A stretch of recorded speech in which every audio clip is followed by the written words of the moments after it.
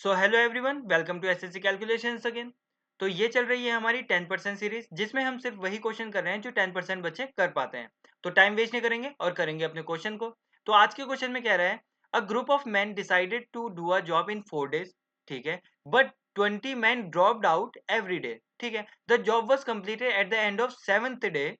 Find the man who are in the work initially, ठीक है। देखो, उन स्टार्टिंग में बोल रहा है कि जो ग्रुप ऑफ मैन है वो 4 दिन में काम कंप्लीट करेगा, ऐसा उन्होंने डिसाइड किया है। तो हम यहाँ से टोटल वर्क निकाल सकते हैं, बिल्कुल निकाल सकते हैं। देखो, टोटल वर्क क्या हो जाएगा, हमें पता है टोटल वर्क होता है कि जितने बंदे काम कर रहे हैं एम, इंटू जितने दिन में काम करेंगे 4। तो 4 मल्टीप्लाई बाय एम क्या होता है, तो इसको लिख लो 4m।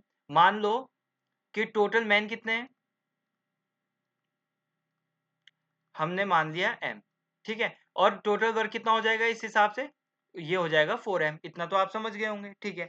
अब वो बोल रहा है कि but 20 man dropped out every day, the job was completed eight the end of 7th day. देखो, टोटल वर्क इतना था, लेकिन उन्होंने बोला है कि अगर आज m टोटल जितने मैन थे ना, इन्होंने काम किया है ना, लेकिन अगले दिन क्या किया, अगले दिन इसमें से 20 लोग हट गए, तो m-20 हो गए, 20 आए होंगे, इतना काम हुआ होगा।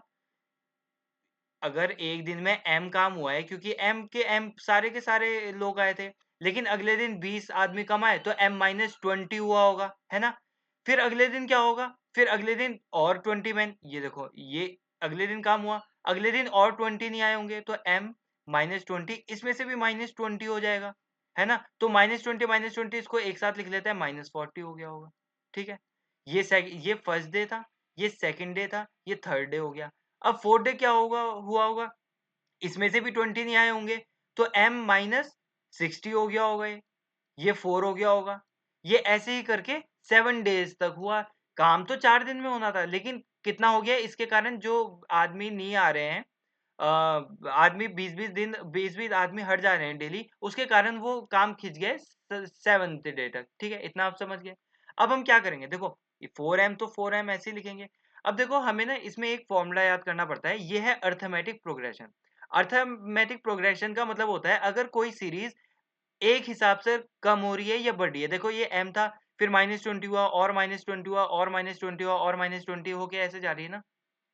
तो इस सीरीज का सम कैसे निकालते हैं, इसका फॉर्मूला होता है sum of number is equal to, देखो, n/2, ब्रैकेट के अंदर 2a प्लस n-1d।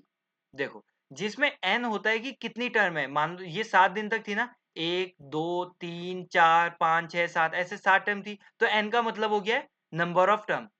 जो a लिखा हुआ है, a का मतलब क्या है, a का मतलब होता है फर्स्ट टर्म, a का मतलब क्या है, जो फर्स्ट टर्म है, और n तो वही है, और d का मतलब है कितने डिफरेंस से कम हो रही है या बढ़ रही है। तो ये कितने डिफरेंस से कम हो रही है, देखो 20 कम हुआ, और 20 कम हुआ, और 20 कम हुआ, तो डिफरेंस क्या होता है, जितने डिफरेंस से सीरीज कम हो रही है, बढ़ रही है।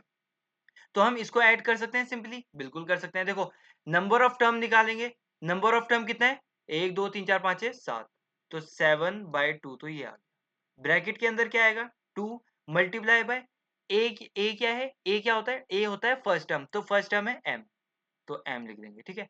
अब लिखेंगे प्लस, ब्रैकेट के अंदर n क्या है, n तो नंबर ऑफ टर्म है, वो 7 है, माइनस 1 लिखा हुआ, और d क्या है, डिफरेंस, कितने नंबर से बढ़ रही है, कम हो रही है सीरीज, ये 20 से कम हो रही है। तो हम क्या करते हैं, डिफरेंस निकालते हैं हम, सेकंड वाली से फर्स्ट वाली को माइनस कर देते हैं। तो ये सेकंड वाली से फर्स्ट वाली को माइनस करेंगे तो क्या आएगा, देखो, सेकंड वाली क्या है, सेकंड वाली है m, ये अलग है, m -20। इसमें से अगर हम फर्स्ट वाली को माइनस करेंगे m को, तो क्या आएगा, देखो m से m कट जाएगा, तो ये क्या बचा, -20। इसका ध्यान रखना, जब हमें डिफरेंस निकालना होता है, कॉमन डिफरेंस बोलते हैं इसे, इसमें कॉमन डिफरेंस निकालना होता है, तो हमें सेकंड वाली से फर्स्ट वाली को माइनस करना पड़ता है, या थर्ड वाली से सेकंड वाली को माइनस कर दो, एक जो आगे वाली है उससे एक पीछे वाली को माइनस करना पड़ता है, तो -20 आएगा, तो -20 लिख देते हैं। अब इसको थोड़ा और सॉल्व करेंगे, 4m is equal to 7/2, bracket के अंदर 2m, देखो, 7 - 1 कितना हुआ, 6, 6 2 जा 12, वन माइनस का 120 आ जाएगा, ठीक है।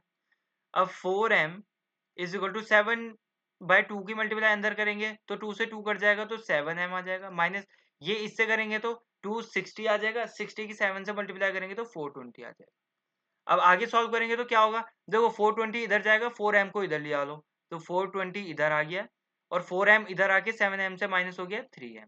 तो m की वैल्यू कितनी आ जाएगी, 420 को 3 से डिवाइड करेंगे तो 140 आ जाएगी। तो कितने मैन थे, m क्या है, टोटल मैन थे इनिशियली, तो m की वैल्यू निकाल दी है 140, तो 140 मैन थे, 140 man were there in work initially. ठीक है, तो आशा करता हूँ आपको लेक्चर अच्छा लगा होगा और क्वेश्चन समझ में भी आया होगा।